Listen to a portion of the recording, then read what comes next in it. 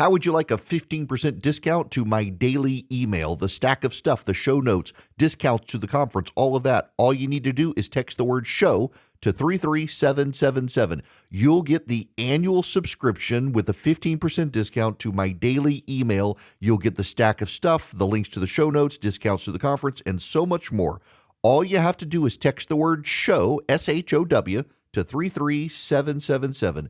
Text show to 33777.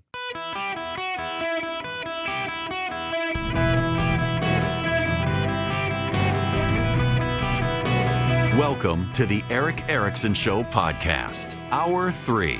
Welcome back. It's Eric Erickson here. The phone number 877-973-7425. If you want to be on the program. Sorry, I had to turn down my earpiece for a second. I guess I accidentally turned it up. Okay, so there's a growing bit of controversy about the pattern and practice of the Iranians. And I want to give you some personal history from my time growing up overseas. When I was in fifth grade, I was in Mr. Bruskus's class, and the other fifth grade teacher came in and whispered to him. He had been in the military. I remember I was sitting in class, I think it was science. We were in science. And I remember the look on his face changing. We all remember the look on his face changing. And he got up, told us to pack our bags. We were all going out to the field. We had a big football field. And we got out there and they announced that the school was being evacuated. Everybody was on the football field away from the buildings. And we all went home and we were gone for multiple days. It was not a 24-hour bomb threat. It was the Iranians wanted to kill us. And they allegedly were planning an attack on the school. Originally, we were told it was a bomb in the school, but it turned out it was an attack by the Iranians, a would-be attack. And after that, we had guards at our school every day, to the extent that if you carried your lunch to school, they would pull open your brown paper bag, pull out your sandwich, and look between the pieces of bread. It was very disgusting. When I was in ninth grade, the Iranians tried to blow up my dad on his oil platform, and that's just me and my experience with the Iranians. I have friends of mine who were refugees from Iran. One of my friends, Amir, his grandfather had worked for the Shah of Iran, and the whole family had to flee. This is my personal experience. I've wanted regime change for a very long time. To have people like Matt Walsh say no one in 49 years has wanted this on the right is nonsense. John McCain was famous for wanting to bomb Iran. The Republicans, people like Bill Kristol for years who wanted to bomb Iran. As I mentioned in the first hour, it's watching people like Bill Kristol and Max Boot and Jen Rubin suddenly change their minds because Donald Trump is the one who wants regime change is bizarre. But I want to give you this history. You need to know this history. In November of 1979, Iranian students backed by the regime seized the U.S. Embassy in Tehran, taking 66 American hostages in a 444-day standoff. In April of 1983, the Islamic Jihad, an Iran-backed terror group, carried out a suicide car bombing at the U.S. Embassy in Beirut, killing 17 Americans. In October of 1983, Iran-backed Hezbollah terrorists killed 241 U.S. military personnel, including 220 U.S. Marines and 21 other service personnel in a truck bombing at a Marine compound in Beirut. In March of 1984, Iran-backed Islamic Jihad terrorists kidnapped CIA Station Chief William Buckley on his way to work in Beirut, ultimately torturing him and then killing him the following year. In September of 1984, Iran-backed Hezbollah terrorists killed 23 innocent people, including 2 American service members, in a car bomb attack at the U.S. Embassy Annex in Beirut. December of 1984, Iran-backed Hezbollah terrorists hijacked Kuwait Airlines Flight 221 en route to Pakistan, diverted it to Tehran, where they brutally tortured and killed 2 American officials. In June of 1985, Iran-backed Hezbollah terrorists hijacked TWA Flight 847 on its way from Athens to Rome, torturing a U.S. Navy diver before shooting him point blank in the head and tossing his body onto the Beirut airport tarmac. In July of 1989, Iran-backed Hezbollah terrorists killed U.S. Marine Colonel William Higgins after kidnapping him the previous year while serving with the United Nations peacekeeping force in Lebanon. In April of 1995, Iran-backed Islamic Jihad terrorists killed 8 people, including 1 American citizen, in a car bomb attack in Gaza. In August of 1995, an Iran-backed Hamas suicide bomber blew up a bus in Jerusalem, killing an American and 3 other passengers and wounding more than 100 others.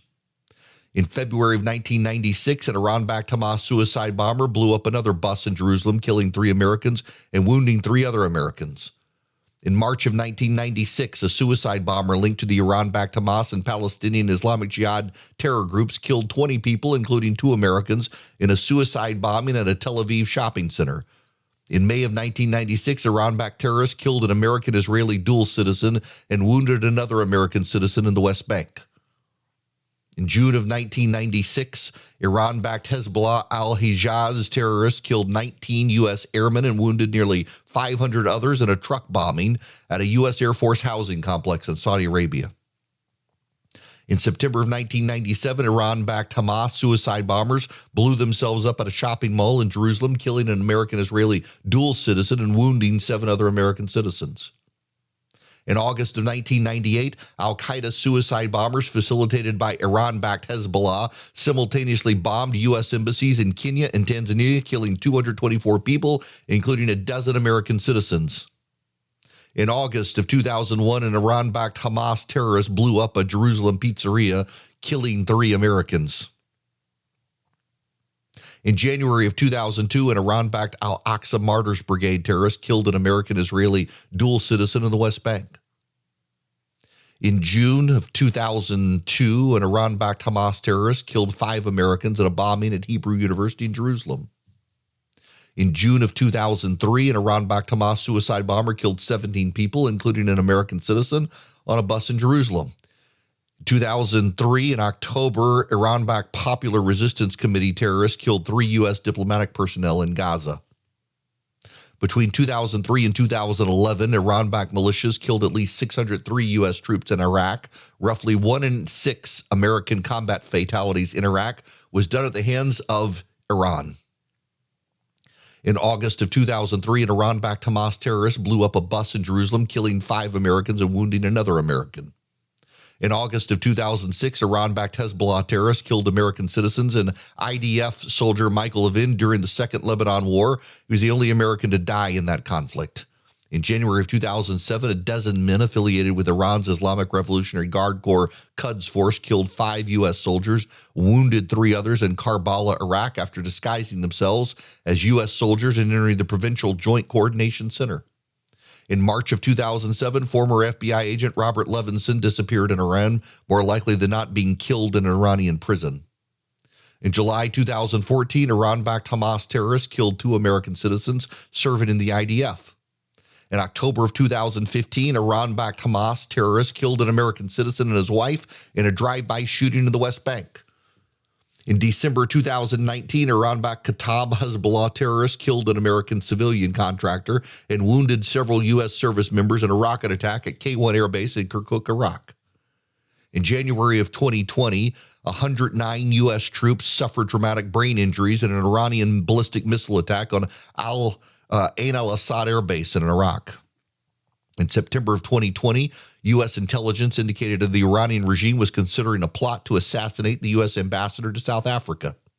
In February of 2021, an Iran-backed militia fired a rocket at coalition forces in Erbil, Iraq, wounding a U.S. service member and 4 U.S. civilian contractors. In July of 2021, Iran-backed militias wounded 2 U.S. service members in a series of rocket and drone attacks against U.S. forces in Iraq and Syria. In September 2022, an Iranian rocket attack killed an American citizen in Kurdistan. In November 2022, an Iranian Revolutionary Guard Corps captain orchestrated the killing of an American citizen in Baghdad. In March of 2023, an Iranian drone attack killed an American contractor and wounded 5 U.S. service members and another contractor in a strike on a coalition base in Syria. In October of 2023, Iran-backed Hamas terrorists killed 46 Americans and kidnapped at least 12 Americans in the October 7th massacre. In December of 2023, Iran-backed militias wounded 3 U.S. service members in an attack on Erbil Air Base in Iraq. In January 2024, Iran-backed Kataib Hezbollah terrorists killed 3 U.S. service members and wounded more than 40 others in a drone attack against the Tower 22 military base in Jordan. Between October of 2003 and November of 2024, Iran and its proxies conducted more than 180 attacks against U.S. forces in the Middle East, wounding more than 180 U.S. service members and killing 3 service members. In November of 2024, an Iranian national and IRGC asset was charged for plotting to assassinate Donald Trump. In June of 2025, Iran-backed militias attacked at least 3 U.S. bases in Syria and 2 U.S. bases in Iraq. Spare me your outrage over going after Iran. They've been going after us since 1979.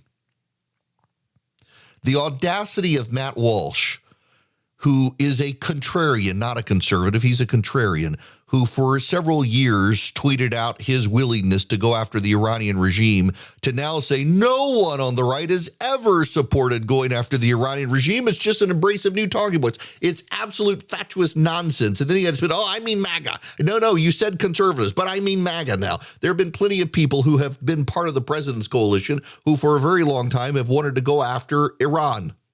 He himself wanted to go after Iran. The intellectual dishonesty of people on the right who are just chasing clout and clicks on social media for this stuff is poisonous. Iran has been killing Americans for years. Iran tried to kill me, my family, my friends, my father. Iran tried to kill and did kill people that I know. Iran is a terrorist regime that has been building nuclear weapons because they refer to Israel as a one-bomb nation. It is the official view of the state of Iran that one nuclear weapon could wipe out Israel and bring about the apocalypse, which is the ultimate end goal of the Iranian state. The Iranian state is a 12th Mahdi-believing Shiite religion. They believe that the 12th Mahdi was wrapped in a fold in space as a child and will return with Jesus to raise up a Muslim army to slaughter the Christians and the Jews and everyone else on the planet who doesn't convert. It's what Iran's supreme leader wants. It is a theocratic regime that is hell-bent on bringing about the apocalypse. This is not new. This is not new information. This is nothing new. This is very old. It's just people haven't paid attention. You've been able to pay attention to your TV shows and your social media reels and not to what is happening with Iran. Iran has been a rogue regime for years, hell-bent on our destruction. Spare me your outrage. I understand there is legitimate opposition to what we were doing in Iran, and I'm not dismissive of the legitimate concerns. But for those who pretend Iran is not a threat, Iran has been a threat to us since 1979, and multiple presidents have tried to neutralize the threat, some through peace deals, some through bombings, and finally we have a president willing to wipe out a regime that has been hell-bent on our destruction for years. And the best some of the voices on the right can do is to blame the Jews all of a sudden? It's disrespectful to the dead. 1 in 6 American soldier casualties in Iraq was at the hands of the Iranians. To blame the Jews and claim this is something new, as some on the right have started doing, is disrespectful to our war dead. It's disrespectful to our war wounded. It is a lie. Stop chasing clout and audience. Shameful. It really is shameful to see some people on the right pretend that this is all something new. I understand there's disagreement, and I understand there are concerns, and I understand there is no clear end game. But if Iran's capacity to make war on its neighbors is ended, its regime is in tatters, and its nuclear arsenal is annihilated, and its ships now float at the bottom of the sea, as Donald Trump said, and it has no more capacity to make drones of war for the Russians or provide the Chinese the means by which they can mobilize to take out Taiwan, I'd consider it a success. I want regime change. I want the people of Iran, though, to do it, not American soldiers and sailors and airmen. But to pretend this is something new is absurd and intellectually dishonest. Iran's been killing Americans since 1979. It's time we finally had our revenge. Y'all, listen, I'm sorry, but I feel the need to call this out. I'm deeply frustrated. All right, let me read you some of these. If you're blaming the United States because Iran shot down a commercial airliner, you're a lying hack whose lies and hacker in service to a foreign enemy. You're an embarrassment to this country, and the rest of us are ashamed of you. That's Matt Walsh from January 9th of 2020. Matt Walsh again from 2025. I thought the most interesting part of the Cruz-Tucker debate was the bit about Iran trying to kill the president. I agree with Tucker's point. If Iran actually is trying to actively kill Donald Trump, then absolutely I'd support going to war with them and annihilating the whole regime. There's literally a man who has been found guilty in New York for collaborating with the Iranians in an attempt to assassinate Donald Trump. Matt Walsh from January 2nd, 2020. I'm not in favor of regime change wars, and I don't want to be world police, but taking out a monstrous scumbag who's been killing Americans for decades and staged an attack on our embassy is neither of those. It's appropriate, just, and necessary. And now suddenly we've got Matt Walsh saying, I can't take the gaslighting, guys. I really can't. Conservatives are now running around saying Iran's been waging war on us for 47 years. Okay, then why didn't any of you call for an attack on Iran at any point until now? Why didn't you make a case for Trump ending the war, not starting it until precisely the moment when Trump did it? You yourself, Matt, have been in favor of taking out the Iranian regime all the way back to 2020. It wasn't hard for people to find the tweets. I'm tired of the professional class of contrarians who only want to be contrary and probably are doing it in large part because of monetized Twitter accounts and stuff. You've got Megyn Kelly suddenly questioning whether or not this is an Israeli thing. It's so absurd to me, and it's poisonous. It is a poisonous thing that is happening on the right now. If you want to change your mind, that's fine. But pretending that this is something new or pretending it's the Jews is just a terrible thing to do. Now, let me tell you about Vision Computers because they're a great thing to do. If you call Vision Computer at 404-COMPUTE or go to visioncomputers.com, they can build you new computers. They can upgrade your existing computers. In fact, if you have a Windows 11 compliant computer right now, they can upgrade to a new machine and move everything over to the new machine, and you're going to have a faster, better machine, and you get their world-class tech support. In fact, if you just want their tech support for your existing machine, you can take advantage of that as well. You call them at 404-COMPUTE or go to visioncomputers.com. If you tell them Eric sent you, it's going to save you some money. 404-COMPUTE or visioncomputers.com. You let Vision Computers build you a computer or take over your managed IT service. If you're a business anywhere in the United States, they can take over your managed IT support, probably save you some money. And instead of having AI chatbots to deal with, you're going to have a real human being. You and your employees will all get a phone number. If anything happens, you got any questions about your computer, you'll get a phone number. You call 15 seconds or less. A human being will answer the phone. You can talk to that human being and get answers. They can remote in if they need to. They can help you with printer support and so much more. Y'all, I can't speak highly enough of Vision Computers. We use them in our house. Call them today, 404-COMPUTE, or go to visioncomputers.com. Welcome back. It's Eric Erickson here. The phone number, 877-973-7425. Should you wish to be on the phone number, I would be very happy to have you. I want to play you a clip because this is something that's bothering me. I was on with Mark Halpern this morning on his two-way show, and I brought it up with him. It frustrates me. And I want to play this to set the stage. This is from Clarissa Ward, broadcasting from Israel for CNN. This is rapidly getting to a place where it will be very difficult to pull back from the brink. And I think you can see some of the kind of mixed emotions when you just look at the very few pictures, Dana, that we're able to see coming out of Iran. On the one hand, you have people celebrating on the streets of Tehran at the news that the supreme leader, Ayatollah Khamenei, has been killed. On the other hand, you have deep-seated anxiety and fear. What will come next? Will there be chaos? Will there be another protest movement? How will that be organized? How will we find the courage to go back out onto the streets when the regime that clamped down on us so horrifically and so brutally in January is still effectively in place? Listen, I understand her points, and I don't want to be dismissive of it because she makes a good point, but also there is in it as well some level of old playbook, the very difficult to pull back from the brink.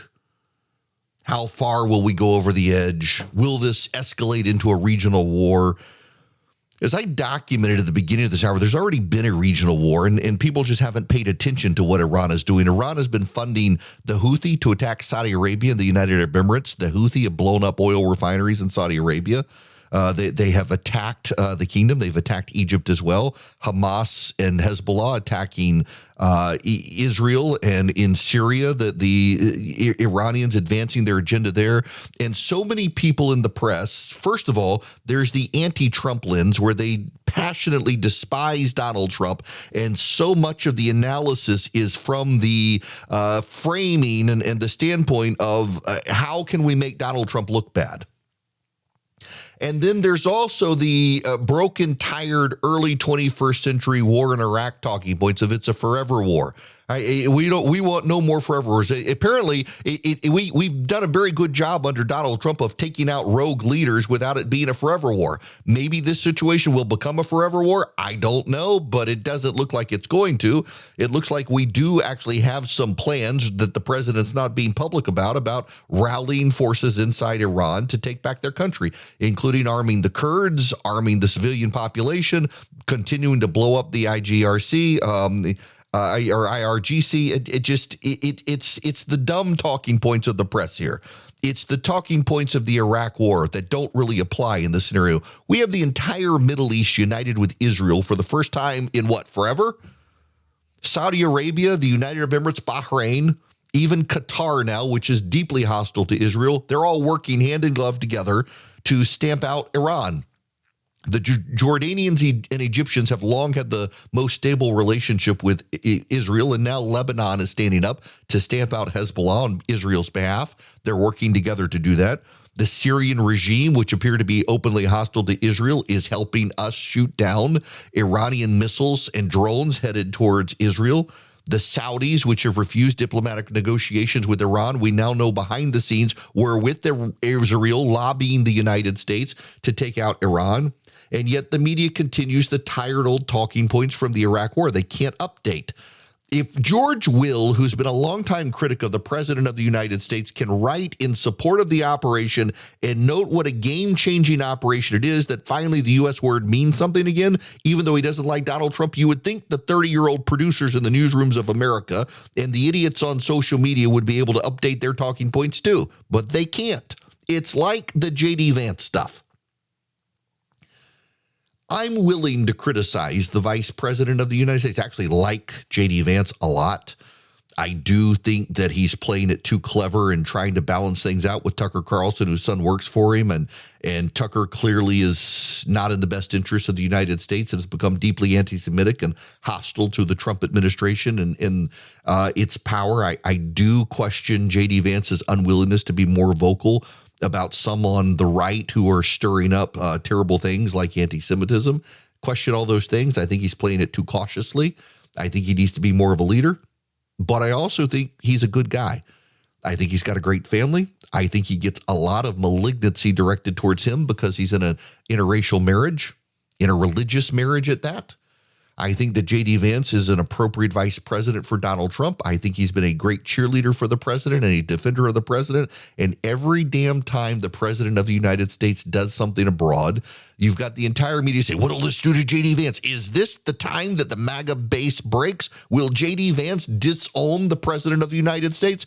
First of all, it's absurd. J.D. Vance is, in my mind, more of an isolationist than many on the right. He doesn't like to use expansive military power. He's much more cautious. Also, he was in Iraq. He was a Marine. He fought. He understands forever wars. He's opposed to forever wars. At the same time, he also advised the president, if you're going to do this, go big or go home. He understands the nature of the Iranian regime. He understands that the Iranian regime is a malignancy on the planet. Every single time President Trump uses military force, the media rushes out to say two things. One, is this going to hurt J.D. Vance in 2028? They're almost wishing for it, by the way. And is this going to be what cracks apart the MAGA base? Jim Vandehei of Axios not exactly got his pulse on the finger of MAGA. The other day, American soldiers were killed. He says, this might be it. This might be the break. I've been told that everything is the break between the president and his base. Every time Marjorie Taylor Greene gets trotted out now, she's got a higher profile now than when she was allied with Donald Trump. It's like, oh, Marjorie Taylor Greene is opposed to what the president's doing. So is Tucker Carlson. This must be the moment that the president's base cracks apart. I'm still waiting for the president's base to crack apart. I don't think it's going to happen. And here's the thing. Let's say, and I know this is a wild thing to say. Let's just say, for the sake of argument, it works. We're so used to presuming that what we do on the international stage is going to blow up in our face. We can't even presume that maybe it's going to work. What if it works? We've gotten rid of Iran's nuclear capacity. We've sunk their navy. We've destroyed their air force. We're wiping out the Iranian Revolutionary Guard Corps. We've ended their nuclear capacity. We're now taking further shots at their centrifuges to make sure they can't rebuild. We're doing all these things. We're wiping out their drone supply. We're wiping out their missile supply. We're wiping out their manufacturing base to be able to build their weapons. We haven't replaced the regime, but we've weakened it. We've fractured it. We've destabilized it enough. We walk away. Iran is neutered. It worked. Does the president get credit for that? Does J.D. Vance get credit for that? Or will the media say, well, this is antithetical to J.D. Vance's position. I guess he's going to be destroyed now. Really? Update your talking points, people. J.D. Vance is a loyal vice president of the United States. He understands that his successes will be based on the Trump administration successes. In the same way Kamala Harris couldn't walk away from the Biden administration, J.D. Vance can't walk away from the Trump administration.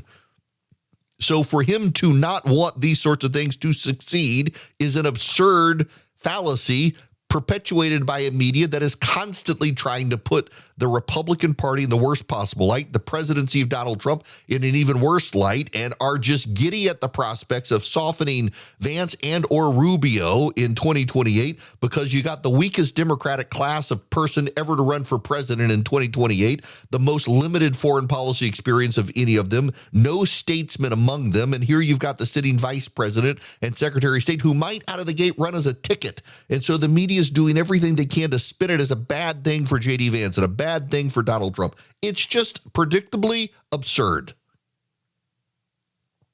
Every single time there's a story out there now, the story's framing is time for the base to crack up. Really. Time for the base to crack up. They want the president to lose control of his base. Now, I've been saying for a while the president's increasingly a lame duck, and he is. And after the midterms, presidents are definitionally lame ducks because the 2028 campaign begins. The president will look for a way to stay relevant, but people will be focused on the future. The president is term limited. The media went through their priapism phase of being convinced that Donald Trump was never going away. He was going to be president for life. He was going to be a dictator. He was never going to leave office, which is nonsense. Even Donald Trump himself has said as much, that it's nonsense, but the media has wanted you to believe that he was never going to leave the scene. God himself has term limits Donald Trump can't get out of, but it's going to happen before then. It's absolutely nonsensical. And yet, the media can't change. The same tired playbook, the same tired talking points, the same desire to put Republicans in the worst possible light. So I'm with Mark Halper this morning. There's a Democrat on with us. He's like, what about in a couple months, the Democrats who have rushed out now to say that this is bad? The Democrats have rushed out to condemn it. There's no plan. It's going to be a disaster. We're all going to die. What happens if it works? What happens if it works? What will the Democrats say 6 months from now? And I said, Mark, I just think it's precious of you to think that the media is going to turn around and throw these words back in the Democrats' faces. But it is very notable how Gavin Newsom, for example, has rushed out to blast the American attack on Iran, to claim that we killed a bunch of school kids in Iran when it simply isn't true. By the time Gavin Newsom blamed the American military for killing kids in Iran, it was documented even by the Iranian regime that it was a missile that misfired that they had launched from the military complex where that school was located that killed those kids. But it is undeterred. And now the Democrats say, well, it wasn't an official government source. We have the video of the launch of the missile, and it's not AI. It went up and it went down and it blew up and it killed those kids, and it was the Iranians. And so the Democratic pivot is to, well, they wouldn't have fired the missile, but for Donald Trump, it's still our fault. Why do the Democrats want to blame America first so much? And you got some of these people on the right now who want to blame America first as well. They do not like the United States. It's like I said yesterday. You got progressives who marched in the streets for the Venezuelan regime. Then they marched in the streets for Canadian hockey. Now they're marching in the streets for Iran. They marched in the streets saying they wanted no kings. What they really want is no America. You've got the alleged front runner for the Democratic Party, Kamala Harris, who came out and condemned it after years of saying there needed to be bright red lines that Iran couldn't pass. Iran kept passing them, and she and Joe Biden did nothing.